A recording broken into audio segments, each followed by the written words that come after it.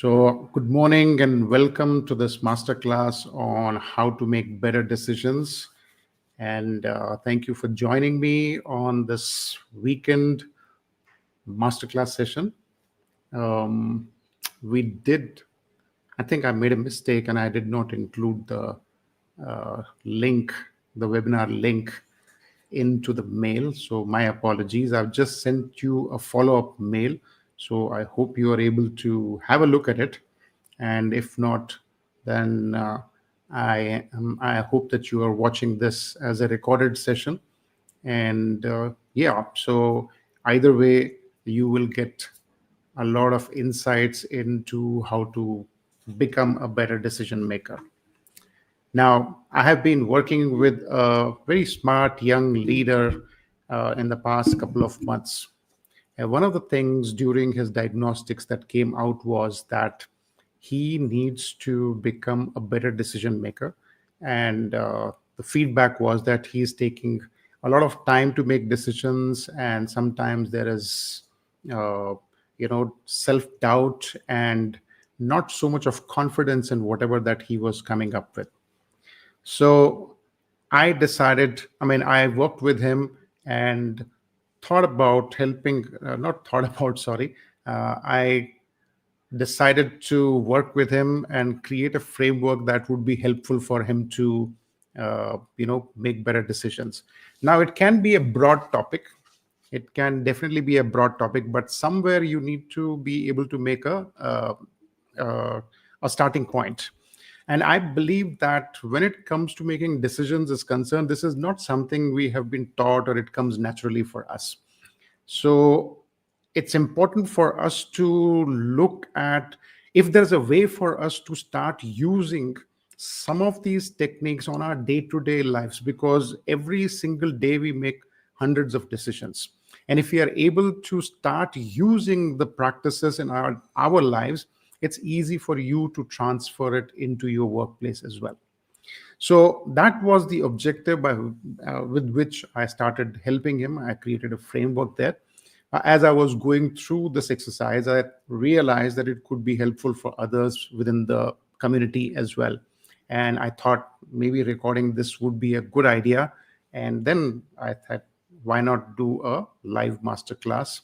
It's going to be a short, brief one. But I can promise you it's going to be really helpful here. You will really find it useful. So let me start by giving you the reason why it is important for us to uh, make better decisions. Now, this is where while I was going through, I came across this quote from Peter Drucker in this book called The Essentialism. And he says that in the times to come, it's not going to be the technology which is going to be important. What is relevant and important in today's times at this moment is that we have got unprecedented level of choices, and we are not prepared for it. Why are we not prepared for it? Because it was not something that was actually taught to us, or it was even instilled into us. Uh, and I'll give you an example. When we were at school, what were we taught? We were literally given certain problems. We were given some inputs, and then we were given problems. They were very well defined problems. And then we were told to go and look for those solutions or the answers. And we were also told that there's only one single answer to these. So we were never given the inputs into how to do the thinking part of it, or how to actually approach decision making as a practice, as a process. And because of that, there are certain mindsets that we have got. We have come up with, we have been working with certain mindsets, which is the first thing which comes into our way. The second is we were never taught these skills, so we don't have the skill sets. And of course, then there are no tool sets. And I believe for anything to a new behavior to become a practice with us, we need all these three things. That is, we need to have the right mindset, the right skill sets, and the tool sets so that you can replicate whatever that you are working on. Okay, so that it doesn't become like a flash in the pan, or not something that sometimes it goes right and sometimes it's not. Okay, so the objective of this workshop is for us to look at what are those mindsets, what are those skill sets, and the tool sets that you can use to become a better decision maker. Now, before we get into that, few of you who, where is my, okay. So few of you who may not know me, so there is a little introduction for me that I'm an executive coach and I'm the founder of Gravitas Mastermind. And I've been doing this for about 20 years. I talk about executive presence, strategic leadership, and strategic communication. And I also believe that strategic communication is first about thinking before you are able to articulate something. So I work mostly with IT leaders and successful IT leaders who have hit a little bump in the road while they are transitioning into more strategic roles. That is also something which organizations or your earlier roles, it doesn't prepare you to get into more strategic roles. So I work with them. I help them make sense of the changes that are taking place in their role and in their workplace, and the stakeholder expectations are changing. So I help these leaders with make sense of the situation and help them with clarifying their priorities so that they can start to move forward. So we have a community, Gravitas Mastermind community, where I work with a lot of leaders. It's a growing community. We'll talk about that one a little later on. So this is an exercise. This mastermind has come as a response to one question which was asked by one of the leaders who I'm coaching at this moment. So this is about me a little bit. Let's start with the first thing about the decision making, and that is that what stops us from making better decisions. And I've already talked about the part where we said that we were never taught this thing. So obviously we will just look at what exactly we have taken the decisions in the past, what worked out for us and what did not work out for us. And what we do is literally just project the whole thing into the future decisions. Okay. Now, most of the time, these are just binary decisions. Binary in the sense that you are making those decisions with yes or no. So your rate of failure is almost 50%. Like it's 50%. Either it's 50-50. Either you get it right or you don't get it right. But if you were to add another alternative, then your chances of succeeding goes up almost 33%, right? Now, this is not only for our personal lives. Some research shows that almost 75 to 80% of the decisions made in the organizations, uh, they are binary decisions, right? So you don't want to make those mistakes and reduce your chances of making the right choices or making the right decisions. Now, another thing that happens for many leaders is analysis paralysis. And what does that mean is that we are averse to making mistakes. And because we are averse to making mistakes, we constantly try to find out more and more information. And in the bargain, we postpone or procrastinate taking a decision. So one of the consulting friends that I have got, I was speaking to him, and he said something very insightful, which I, kind of taken it to my heart. And what he said was that the difference between a corporate leader and a consultant in making decisions is the way that they address mistakes.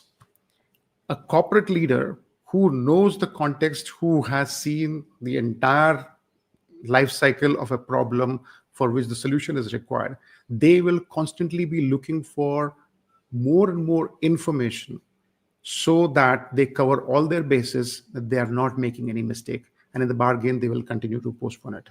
Whereas a consultant who doesn't have the luxury of either the time or the deep knowledge of the organization. He comes in and he's expected to define the problem statement and come up with his recommendations in a very short time. So how do they approach a problem?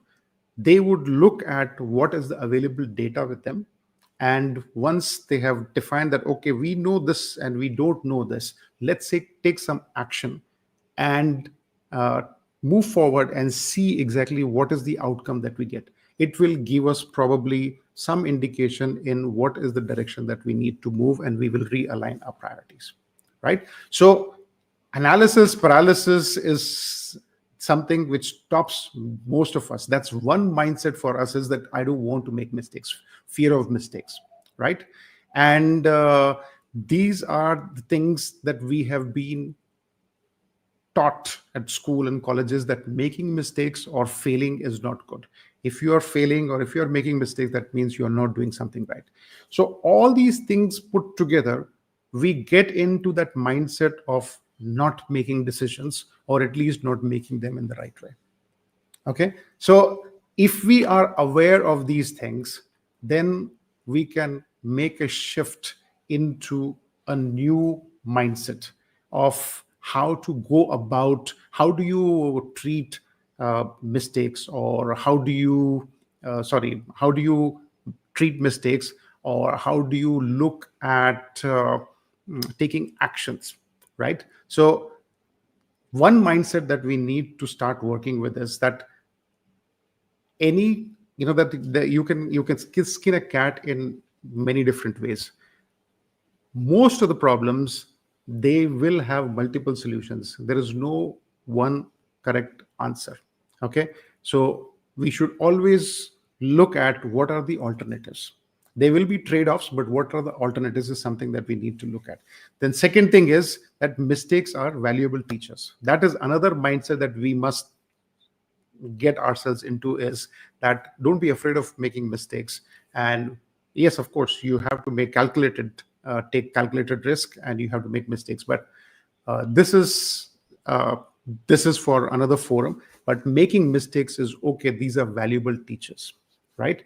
And the third thing is that very important, that we should always have an action bias. Instead of just trying to gather a lot of information and not taking action, it is much better that you take multiple actions and make mistakes. Your outcomes are going to be much better.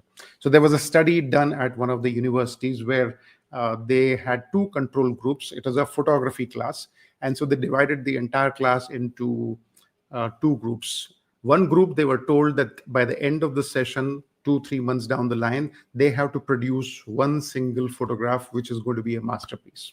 Okay, but the condition was that they can do whatever research that they want, but once they have done everything, they must take only one single photograph, and that should come out to be a masterpiece.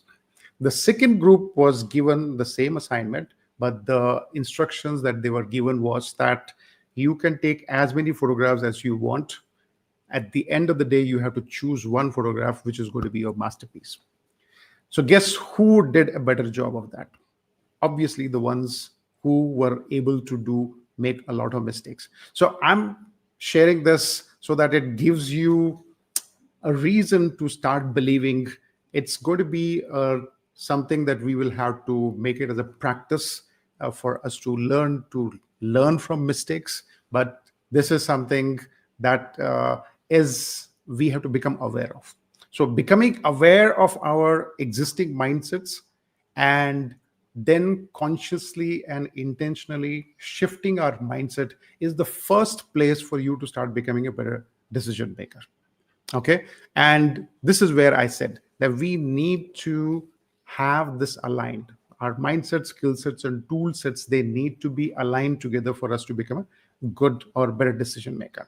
Now, with this as a context, okay, let's start with the different mental models. Now, this is the mindset. Let's have a look at the skill sets. Skill sets are the ones that will give you a process of putting your problems through certain filters that will allow you to bring down your options, narrow down your options, and you are most likely to make better decisions there.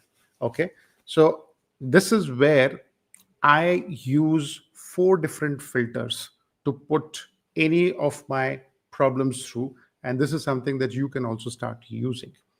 And one of the first filters when I'm looking at a problem is to put it through this model of 80-20 principle. So that's the first mental model, right? What is an 80-20 principle? I'm sure most of you are aware of it, but I'm not sure how many of you are consciously using this for making decisions. Now, 80-20 principle is a Pareto principle. It was given by Pareto in 1700s, but later on it was popularized by Richard Koch, who wrote this book on 80-20 principle. What it says is that you have the law of disproportionate distribution that takes place in any situation in life. So 80% of your results are brought in by 20% critical factors. For example, 80% of the organization's result are produced by 20% of the high performing employees. 80% of sales are brought in by the 20% for higher performing salespeople. And similarly, 80% of all your outcomes, they are produced by 20% of your critical activities. And this happens everywhere. How does this help you in problem solving or decision making? What it does is that when you are looking at a problem, then you look at all the pieces, moving parts which are there in making this decision, but you look at what are the critical 20%. That helps you to make it to a manageable size. It helps you to manage that overwhelm when you see things in a way that you feel that you might have to do all those things. So you don't literally have to churn the ocean. You just look at what are the 20% critical factors. That's your starting point. So how can you use that? You can use that in any situation where you'll say, okay, fine, if this is the decision I have to make, what are the different tasks which are something that I have to take? Or maybe give another example that when you look at your task lists and we start our day by looking at the task list, most of the time the tendency is for us to start doing things which are easy to perform or they are the quick wins. But what happens is, and it's important for you to gain momentum, but what happens is that most of the times if we follow that mindset, by the end of the day, you will still find that the critical tasks are still pending. So you need to look at what are the critical tasks on your to-do list and start with those first. Look at which one will produce the best results for you.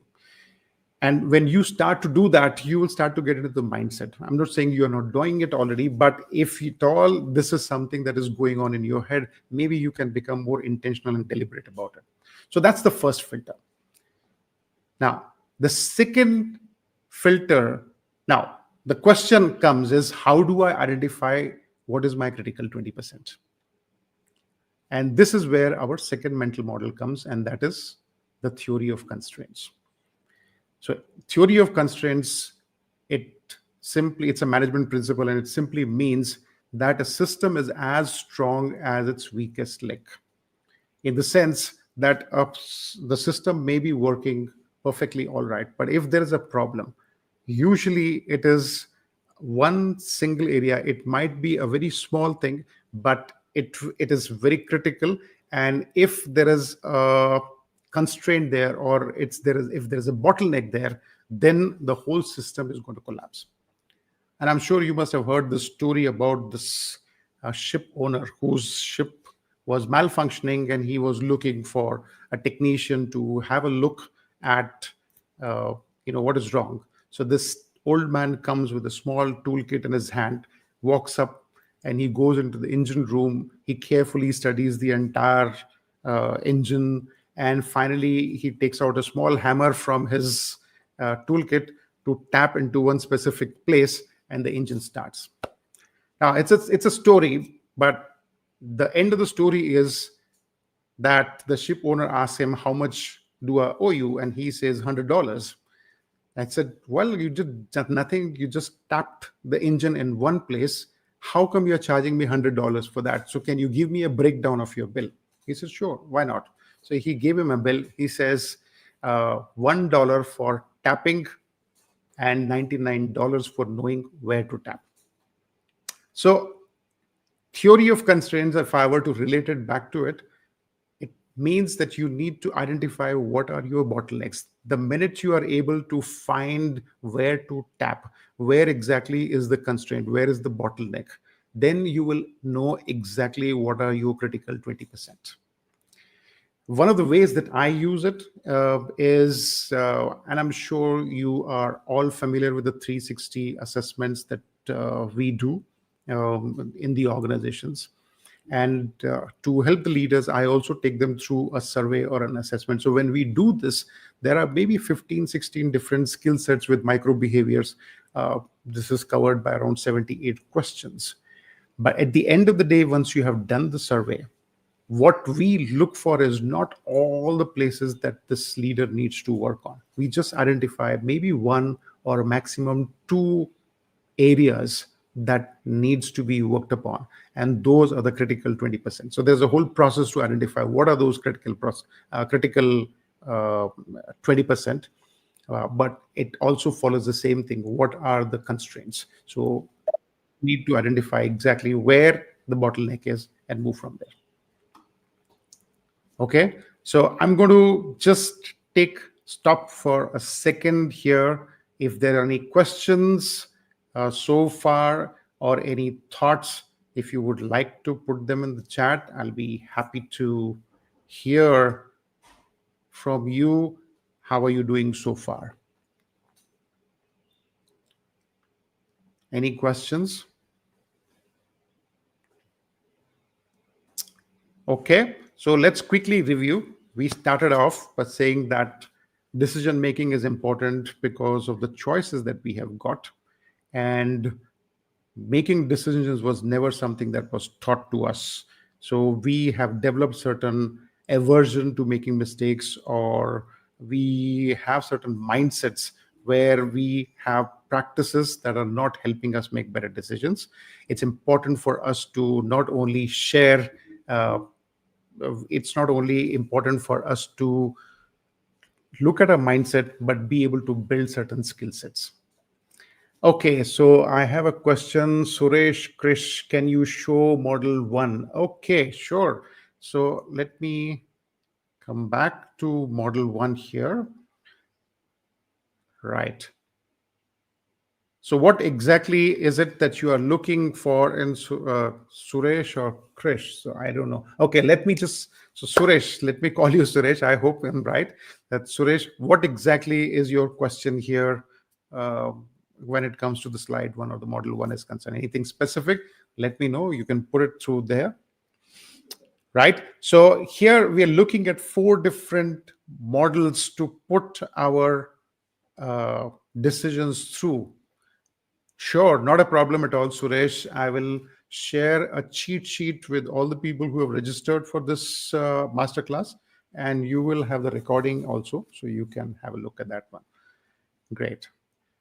So I was talking about the 4 different filters that we can put through our decisions to make better decisions, right? So look at it as a funnel. When you look at all the components or the elements available for you to make a decision, think of the top of the funnel where you put this thing, put all your options, identify the critical 20%.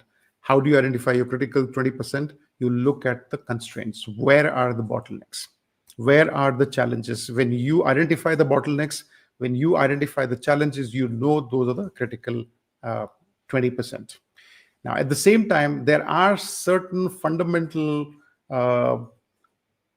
elements that needs to be addressed. Now, how do you break down in your constraints also? When you start to look at your bottleneck, there will be different parts to it. How do you know where exactly that is causing the problem or where the bottleneck is? And for that, what we use is called the first principle thinking. Now, first principles thinking is something straightforward, and it says that in any situation, there are facts and there are assumptions. And if we were to not distinguish between the facts and the assumptions, and when we start to make our decisions based on assumptions, that is going to take us in the wrong direction. So when you do the first principles thinking, you break down the problems into assumptions and uh, facts, and then reason your way up from those fundamentals. So one of the examples that I can share with you is that of Elon Musk. When he was building his Tesla car, they looked at it and they identified that the most expensive component in that car was the battery when they were building it. So they found out that it was costing them something like $700 or $800 per car at the manufacturing stage. So what he did was to break down all the components or all the elements of that battery into its ingredients or the input uh, ingredients which were there to put it together. And when they calculated the cost of those components, it came out to be less than $80. So he looked at it and he says, now we need to just find a clever way of adding them together or putting them together that is going to reduce our cost. And he used the same thing for his SpaceX. He wanted to buy the rockets, and he had just got $150 million from selling his stake in PayPal, and with which he had started SpaceX. But when he started to look to buy the rockets in the US, he found out that it's going to cost $130 million just to buy one rocket. He says, not possible for us to put all our money in that one rocket. He went shopping around. He went to Russia, found out it's about $60 to $80 million. On the way back, again, he did the same exercise. And he spoke to his team and he says that the actual cost of building a rocket, the parts that go into making it, is not more than $8 to $10 million. And from that point, they started to manufacture the rockets of their own. Right? So this is something Jeff Bezos talks about it. Elon Musk talks about it, and Warren Buffett also talks about it. And I'm giving these names because these are familiar names. Everybody can relate with them. But at the same time, this is something all successful leaders, they use this first principle thinking to clarify their thinking, to make sure that they are not basing their decisions on assumptions. Okay, so this is something that it's important for you to look at as a third filter. Start with 80-20 principle, go to the theory of constraints, and the third one is first principles. So how do you identify exactly what are the assumptions and what are the facts? So the fun way which Warren Buffett talks about is that just go down to the no-brainers, right? So if you were to look at an example of, it's in any business for that matter, what is it? It's profit equals income minus expenditures. So that is a fundamental truth. That is the first principle. And it can be any business, any domain, any place. There may be complexities, maybe intricacies, but at the same time, this fundamental truth that profit is equals income minus expenditure, if you were to keep that in mind, then you are never going to go wrong.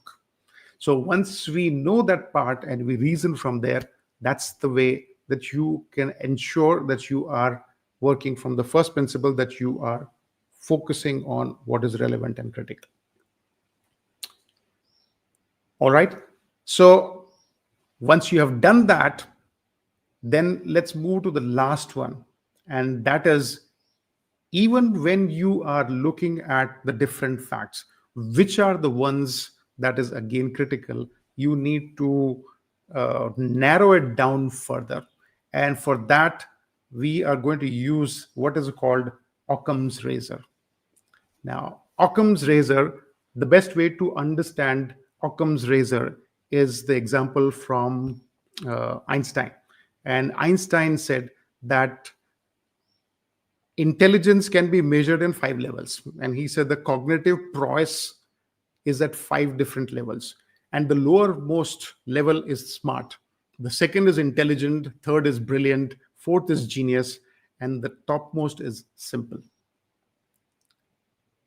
And that's exactly what Occam's razor says, that when you are looking at multiple explanations of a problem, usually the simplest and the most easily understood solution is the right one, is the correct one, right?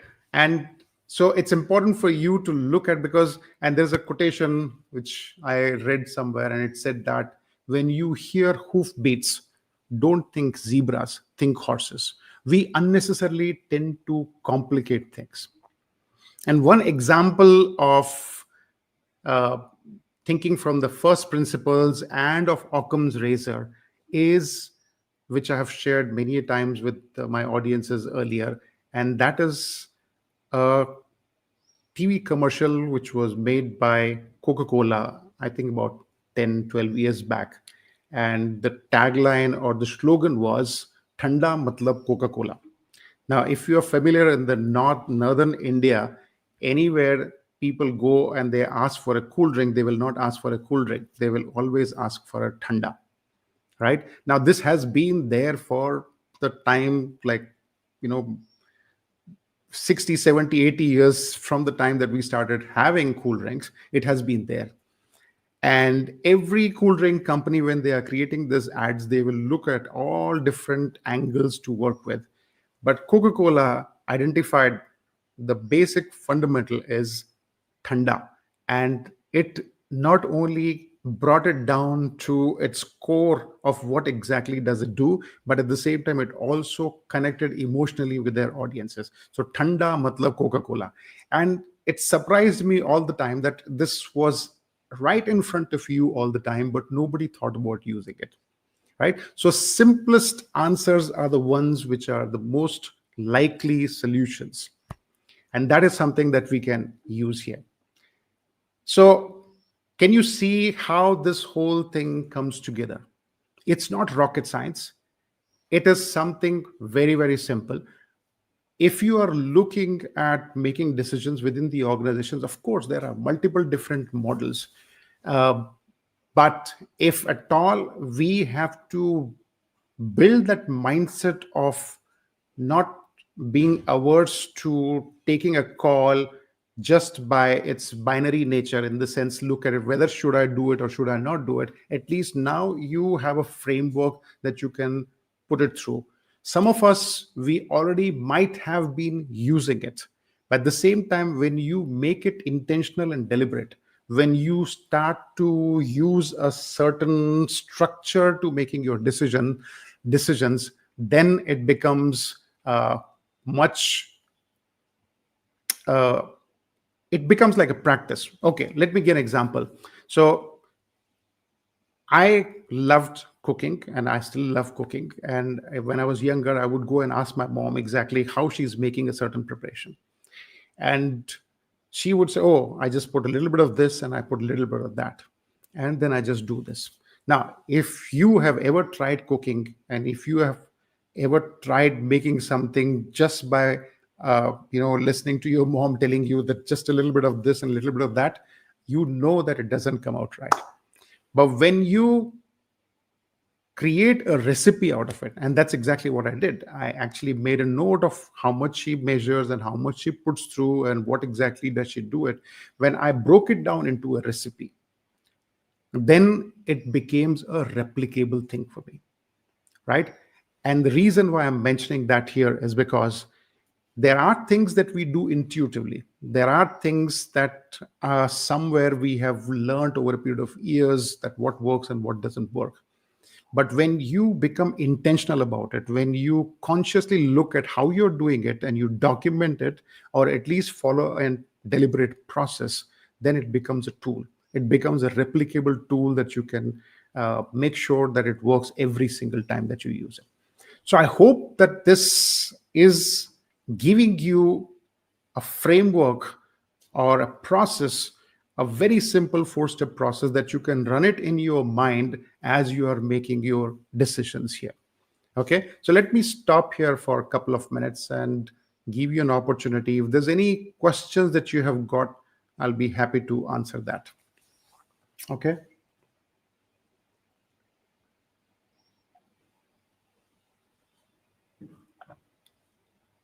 Okay.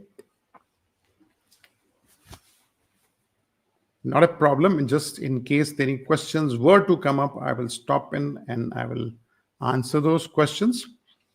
So let's move to the last part of it. Now, this is something that this is about when you are taking decisions on your own.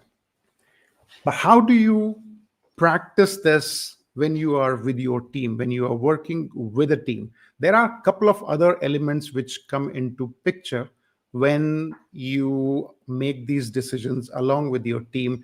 And if you know that, then I promise you this can become a very powerful tool for you to work with your team within the organization.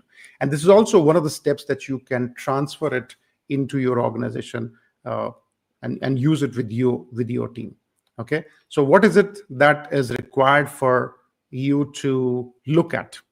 That is, one is that when it comes to making decisions as a team, you need to be able to define what your problem statement is. And as I mentioned earlier to you, we are very good at solving problems. We were never taught how to define a problem. Okay, so defining a problem is something which is really important. And I think it was again Peter Drucker who talked about it, that the difference between an industrial age worker and the knowledge worker is that industrial age worker or people working on the farm, they can literally see that I have to do this job. It is already defined for them. But when it comes to a knowledge worker, right, they have to define their problem statement first, because there's no clearly defined solution or clearly defined approach to solving a problem is concerned. So, and I'm sure you have experienced that every time that you start with a new project, you start with an objective statement. Okay, so it's important for you to create a problem statement. Are we trying to solve the right problem or not? Okay, so finding out whether we are solving the right problem or not, that's the first thing that you need to do. The second part is for us to look at multiple perspectives. Now, this is where we tend to have some resistance once again, because what happens is that anytime that you either you have already made up your mind when you're working with your team, and unconsciously you're just trying to push that solution through to your team. And if you are not careful, then it becomes my way or the highway, and people in your team also just accept that fact that this is how the decisions are going to be made within the team, and they will not say anything at all to you. So one of the challenges for people to not seek multiple viewpoints is because they feel that it's going to be very tough for you to sell that idea to people, or that people are not going to come to the same page, and it's going to be difficult for you to come to one single solution. So few things that are important for us to understand here is taking multiple perspectives is extremely important. Why? Because when you are taking a decision from only your perspective, there is a high likelihood of you missing out on different aspects, and there could be blind spots that you have not considered, and you will end up making wrong decisions. Good example, if you are flying in an aircraft and it's moving at 700 kilometers an hour, it's not possible for you don't realize it's moving at 700 kilometers an hour. Only a person from outside watching the aircraft knows how fast it is going, right? So you have that blind spot. So those blind spots will be there in any situation.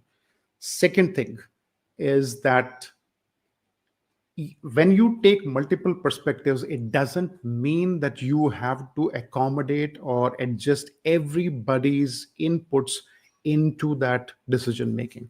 That's not the idea. The idea is, have you considered all the aspects? There are times where you will have to take a call which will upset some of the stakeholders, but then you know what is the right decision for the organization that you are making. One example of that is of Jeff Bezos, right? So Jeff Bezos, he, in one of the videos, he talks about it, and he says that there are times when things where people don't agree with me, the leaders in my team, they don't agree with me. So I will voice my opinion. I will say I disagree. At the same time, I will commit. So he says, I go on record and saying that when you look back at it, you can realize that I said no. But once we as a team have made a decision, I will 100% commit to it, and we'll make sure that we see this decision through. Now, that's the thing that you want to build within your team also, is that people should understand it's important for us to take the perspectives, but not necessarily that everybody's inputs or suggestions or recommendations are going to be part of that decision, right? So this is important. Now, one more thing, again, it's about from opinions before group discussions, right? Independent thinking. Here's a problem. Many a times when you are sitting in a team, three things happens. And if it's an important critical meeting for making a critical important decision, what happens is either people don't come prepared for what needs to be discussed, right? And or there is one person who speaks louder than the others, and that person's uh, momentum or inertia, it tends to become the final decision. In both the cases, you might end up making the wrong decision. Okay, so you need to encourage independent thinking. What does everyone think about their stand? What exactly do they see from their perspective? It's important for you to take that in.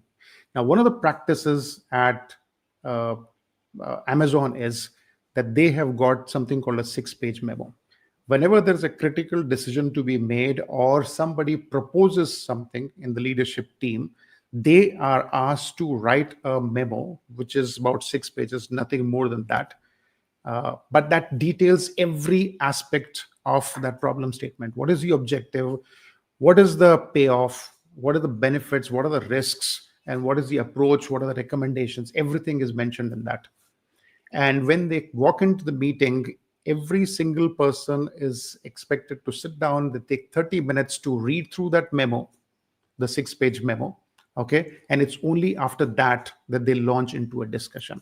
Now, this practice allows people an opportunity to prepare themselves for the discussion and understand what is their stake in the ground when it comes to that. Now, I do understand that the kind of decisions that your team is making on a day-to-day basis may not be something that would justify having a 30-minute long reading time or writing a 6-page memo, all these things. So what a simple hack for something like this is, when you know this is what is going to be discussed within the team, maybe just take a Google form, put that one statement of that question on top, and send it across to people on that Google form and ask them to put their opinions or their stand. What do they think about it, right?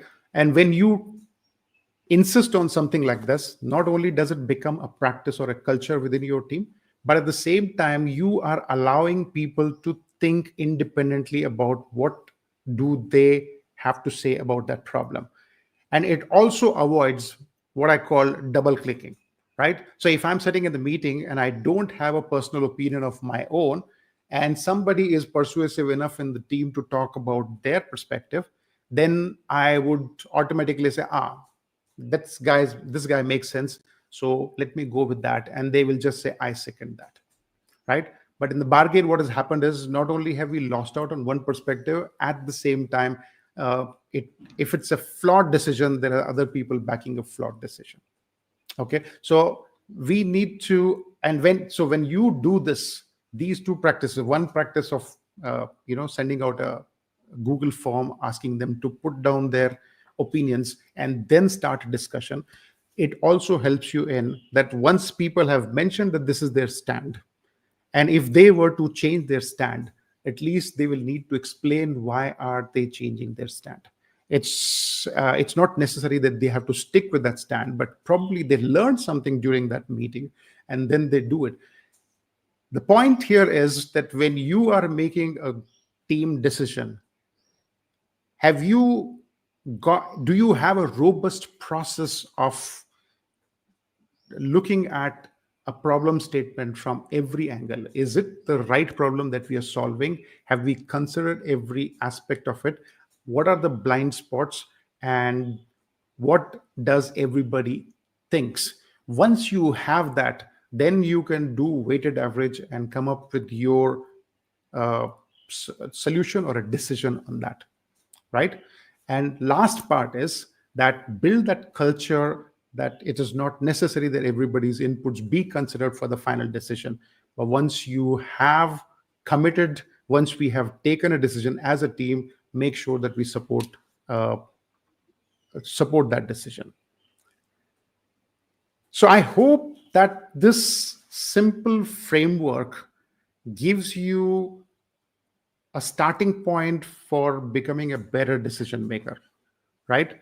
Starting from becoming intentional about it, starting from putting your decisions through, trying to reduce the overwhelm, trying to reduce too many moving parts and coming to the critical 20%, looking at the constraints, looking at the first principles, and using Occam's razor or looking for the simplest possible answers.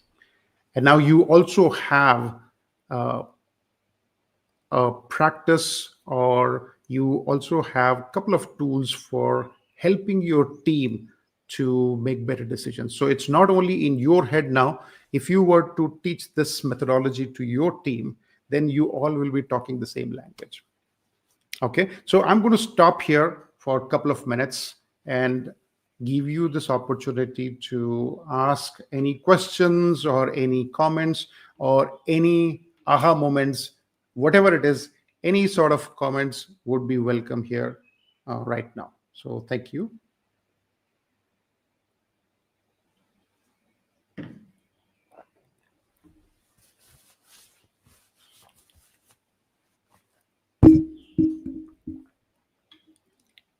So I would like to hear anything from you where you have come across a similar situation within the organization, or you have had some aha moments which helped you to make a better decision, or a challenge where you uh, fell prey to your blind spots and did not make a good decision. Anything, I'll be happy to hear.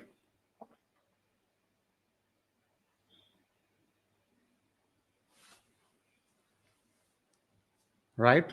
So in case it comes through,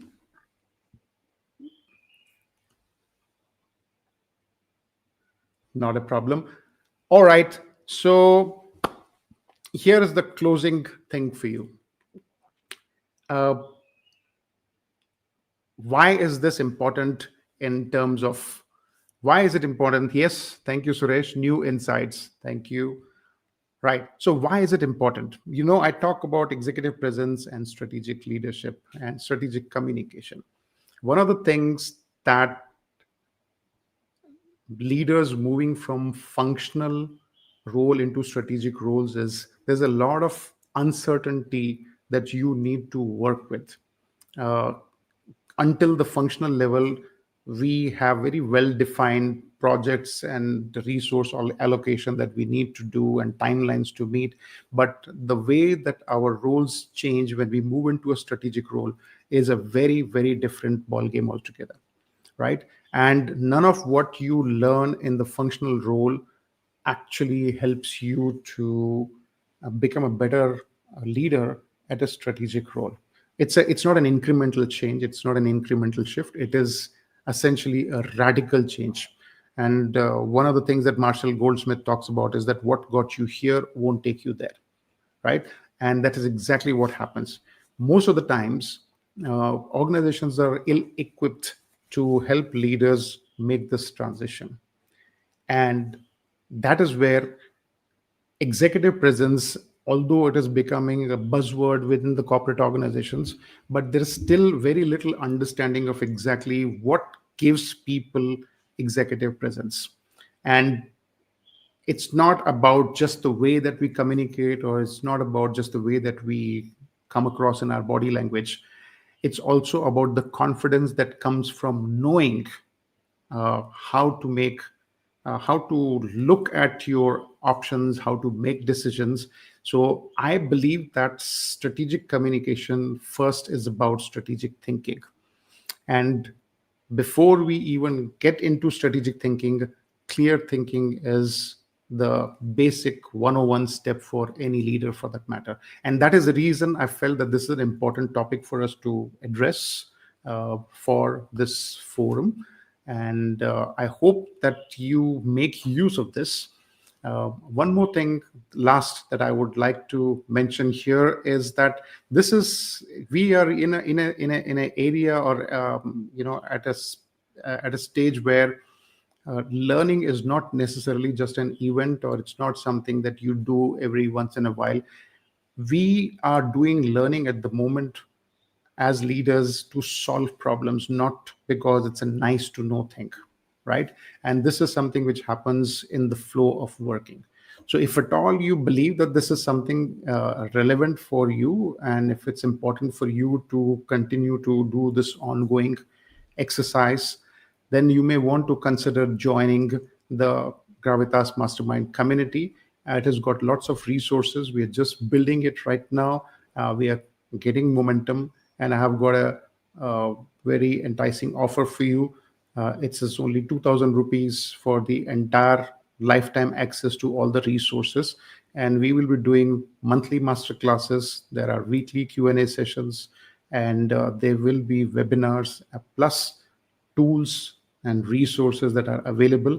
At this moment, you can still book a one-on-one call with me to discuss what is on your mind and where exactly are you having a challenge. So all this thing just for a mere 2,000 rupees for a lifetime access.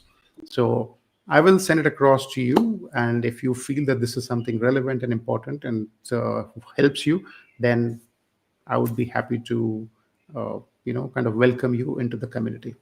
So thank you very much for joining this webinar, and do let me know if there is something that you took away from here which was insightful for you. All right. So once again, thank you, and I will see you next time. Bye bye.